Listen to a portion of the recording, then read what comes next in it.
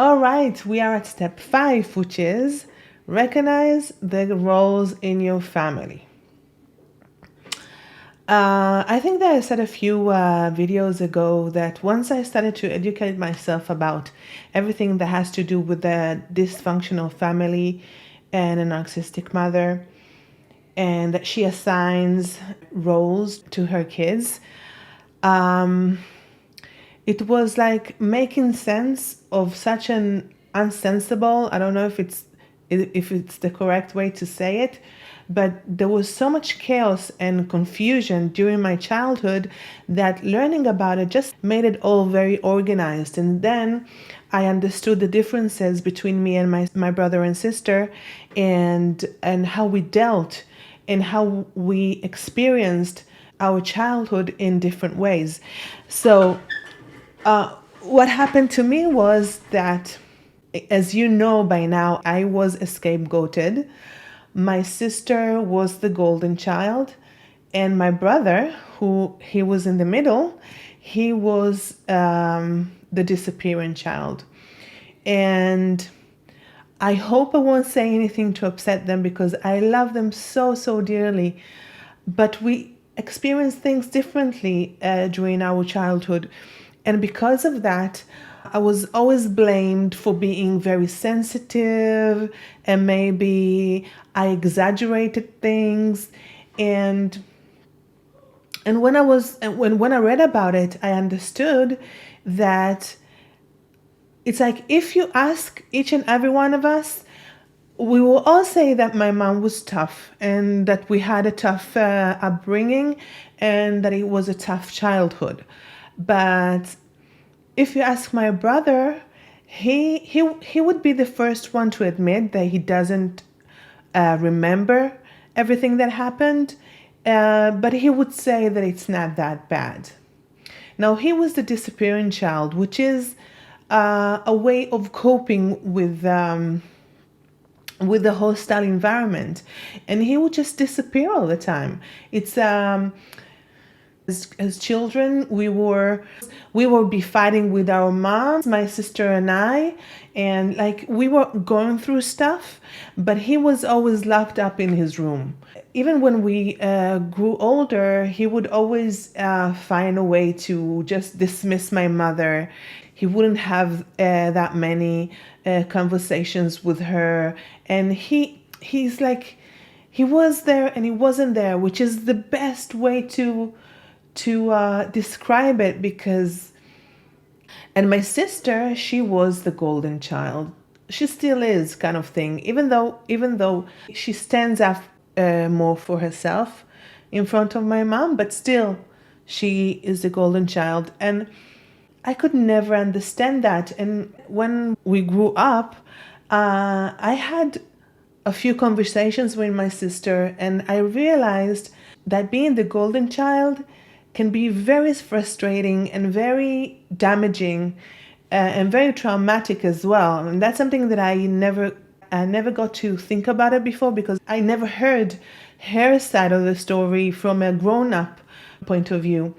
Because as a child, I just wouldn't understand how come she does the things that she does and it's always okay, and I can do like half of it or not doing anything, and I ended up all the time being blamed for. And I cannot say that I envied her, but I really didn't understand how it always end up like that. So once when we were older, my sister went to live up in America and my brother in North America.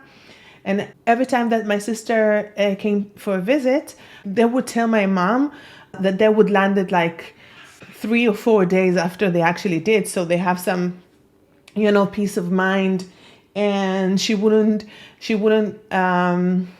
surprise them in the airport, because who wants that? They just wanted a peace of mind, and it was the same with me when I moved away.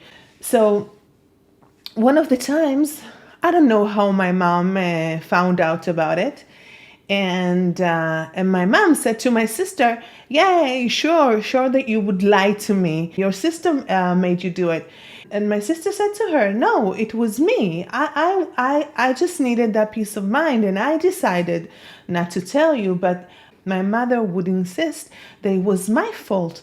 And my sister would, she would just say to her, no, it's not her fault. It's my decision. It's my decision. But my mom just wouldn't have it. It was my fault. No matter what she says or anyone else, it was my fault. When my sister told me about it, we kind of had a laugh at it, because it's a fixation that my mom has in her mind that whatever happens, it's my fault. And you can say to her as clearly as possible that the truth is otherwise, and she wouldn't, it wouldn't register in her mind. But then that was the first time that I've noticed and I've realized how my sister would have felt about it. Obviously she would feel very relieved because she wasn't the one to blame. But on the other hand, she wasn't seen. And that's the thing, my mother just wouldn't see and wouldn't listen to her. And I think that could hurt you as bad as being the one to blame all the time. I think that so many times kids would do bad things to get attention. But then I realized that even when she acted out to get attention, she wouldn't get it because my mom was always fixated on something. And that could be very devastating for a child, to cry out loud and not being seen. And that was the first time that I actually realized how bad she would feel from the role that she's been given. So, and about my brother is the same. The disappearing child also wasn't seen, and he always had to do stuff to be able to be seen. And I don't know to what degree he got seen, and especially with my brother, and I love him so dearly. When it comes to talk about what happened to us in our experiences and the fact that we experienced trauma, he wouldn't have it. He just wouldn't have it. For him, he says that it's the past, and the past belongs to the past, and he is over it. And I can tell you that when I look at his life, I can see where that affected him. But he is so much in denial that for him, everything is like peaches and rainbows. It's crazy, but I'm happy for him. He says that he's happy. So, everyone chooses whatever is best for their lives. After learning all this and going to a therapist, and I can tell you that I can clearly see how each role has affected us as older people. With my sister, I can see traits of sometimes feeling superior to others, and that's something that I think that she started to notice herself. She was attracted to partners that felt superior than others and acted and talked superior than others, and I think that she kind of adopted that. And my brother, he really needs to be seen, really. If it's online, through social media, he all the times is like, see me, look at me, look at me, look at me. And it's not from a vain point of view. It's from something that he has to fill up inside of him. Sometimes it makes me sad because I think and I know that he is like the most successful person that I know. He is so talented in whatever he does. He's so successful. Really, it's beautiful.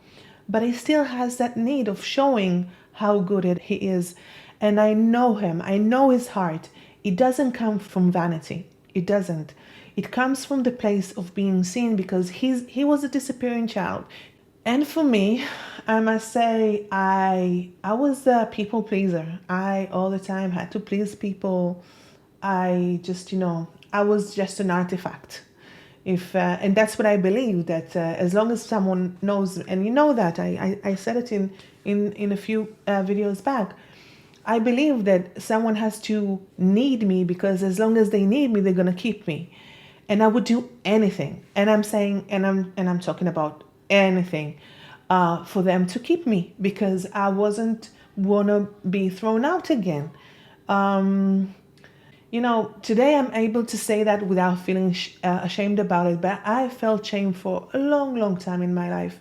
And I think that for a child and even for an adult to walk around with shame is terrible. Is a terrible, terrible feeling. So the exercises on this step is for you to get comfortable with starting to look at things the way they are and asking yourself, what can you do to change them for the better for you? That's the main thing.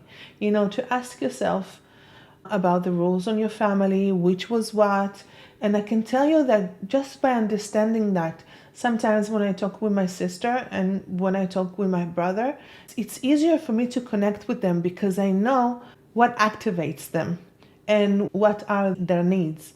So it makes it that much easier just by understanding the situation. So go ahead and fill out the roles in your family if you can detect them. And remember that sometimes it can be very elusive because the roles change with time. Kids also change, so the roles might change, and some kids can have more than one role. So it's not set in stone. So you have to be very open, seeing more than one pattern. So that's it for this video, and I'll see you in the next one. Bye bye.